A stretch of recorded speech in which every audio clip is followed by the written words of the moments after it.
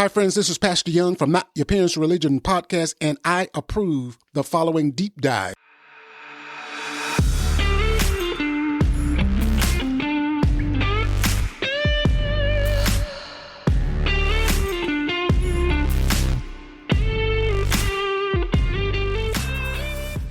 Welcome to the deep dive. Today we're diving into breaking the cycle of organized religion. This workbook by Robert Young Sr., who founded the Wellness Educational Institute, really got me thinking. It's a fascinating blend of a how-to guide intertwined with Young's personal experiences as a church planter.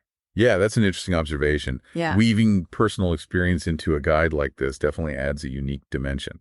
Right. And it's not just theory for Young. He founded multiple churches, even worked with inmates in jails. His story is woven right into his ideas about faith and community. But before we get too far into his personal journey, one of the first things that struck me was Young's claim about churches closing and membership declining. Right. It's a bit of a bold statement. So I'm curious, does this hold up beyond Young's personal experience? It does. Young's observation reflects a broader trend. We see declining religious affiliation across various denominations. Now, this isn't necessarily a new phenomenon.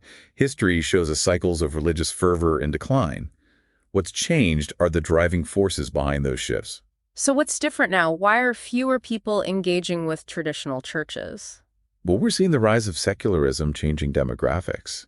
Even the way online communities fulfill some of those roles that religious institutions traditionally did. The very way we connect and build communities has evolved. It makes you wonder if traditional churches are struggling to adapt to those changes. That's certainly a question Young raises. He's pretty critical of what he sees as churches focusing too much on attracting newcomers while neglecting the spiritual growth of existing members. He argues that modern churches fall short in what he calls discipleship. Okay, let's unpack that discipleship. It feels like one of those words people throw around, but maybe we don't always grasp the full meaning. How would you explain it? You're right, it can be a loaded term. In its simplest form, discipleship goes beyond just converting people.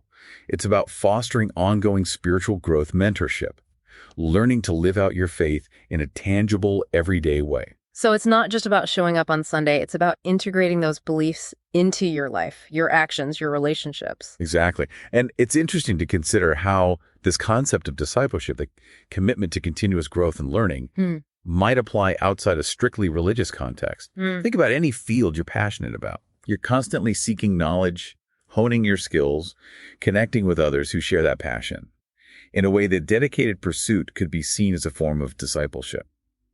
It makes you think about those dedicated communities that pop up around specific crafts, hobbies, even ideas. There's a shared commitment to growth that goes beyond just casual interest, which actually makes me think about Young's own experiences as a church planter. Right. He talks about starting multiple churches, working with inmates in jails, and going through this aha moment where he realized the need to change his methods without changing his message.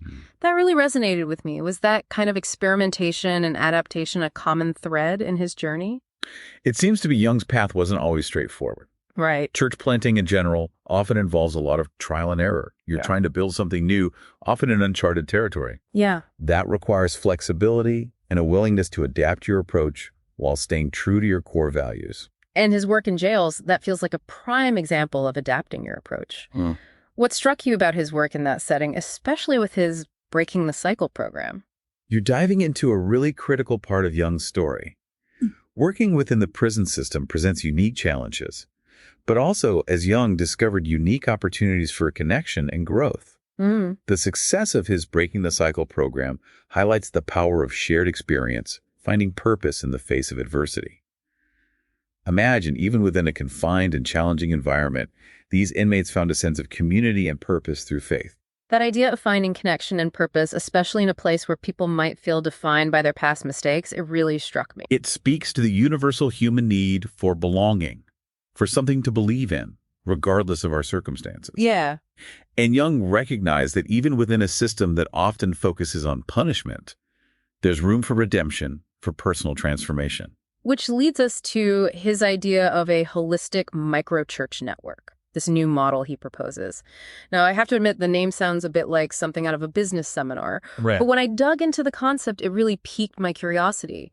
Could you paint a picture of what this holistic microchurch network actually looks like in practice? Absolutely. Mm-hmm. Imagine instead of a traditional church building, you have these smaller, more intimate groups meeting in homes or community centers. Okay. They're deeply connected, providing that sense of belonging and support, but they're also engaging in activities that go beyond traditional worship. And just think workshops on financial literacy support groups for parents, even yoga classes.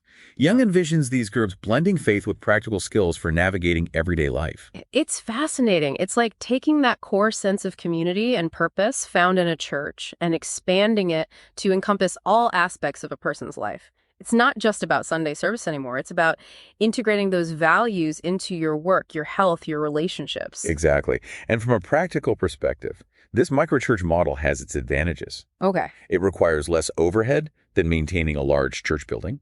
It can adapt more easily to the needs of the community it serves. Right. But it also raises questions about financial sustainability and the potential for isolation if these smaller groups aren't well connected within a larger network. It's a trade-off, right? The intimacy of a small group versus the resources and support of a larger institution. Yes. And Young acknowledges that balancing those needs is crucial for the success of this model. It's about fostering a sense of belonging within the smaller group while maintaining those vital connections to a broader community of support. That makes a lot of sense. It's that delicate balance between fostering deep connection within a smaller group while ensuring those individuals also feel connected to something larger than themselves. And that actually seems to tie back to Young's emphasis on personal transformation as a form of evangelism. It's like he's saying the way you live your life becomes its own testimony. You've hit the nail on the head. Young firmly believes that authentic faith should be evident in your actions, your relationships, your daily life. It's less about preaching and more about embodying your beliefs in a way that resonates with others. It's a concept we see echoed in various forms throughout history and across different belief systems, really. It's that idea of lived faith, where actions speak louder than words. It's about walking the walk, not just talking the talk. Precisely. And it challenges us to think about how our values, whether religious or secular, manifest in our interactions with the world around us.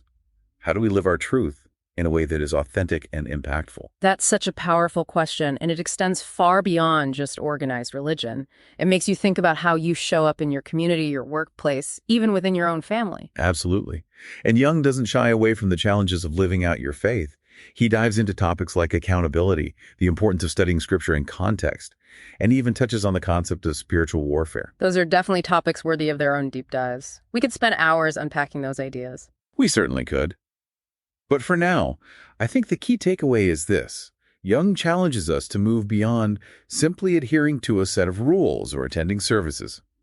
He wants us to engage in a continual process of learning, reflection, and growth, to grapple with these complex questions and find what resonates with us on a personal level. To find what feels authentic to our own experiences and values. Exactly. You know, as much as I enjoy unpacking a thought-provoking book, the real magic happens when we take these ideas and apply them to our own lives. I couldn't agree more. So whether you're a longtime churchgoer, someone exploring different spiritual paths, or simply interested in the future of community, I hope this deep dive into breaking the cycle of organized religion sparked some new ideas. Maybe it even challenged some of your existing beliefs. And remember, this is just the beginning of the conversation. What resonated with you? What felt relevant to your own life and experiences? Yeah. What would you change or keep if you could redesign the way we build community and find meaning? What a fantastic question to leave our listeners with. And on that note, thank you for joining us for another deep dive. Until next time, keep those minds curious and those conversations flowing. Hi, friend, this is Pastor Young again. I hope you enjoyed that deep dive. And if you need more information or clarification about anything that was discussed in this episode, please do not hesitate to get in contact with us, and all of the ways to get in contact with us in the description box below. So until next time, I am your host, Pastor Robert Young, and this is Not Your Parents' Religion, and may God bless you.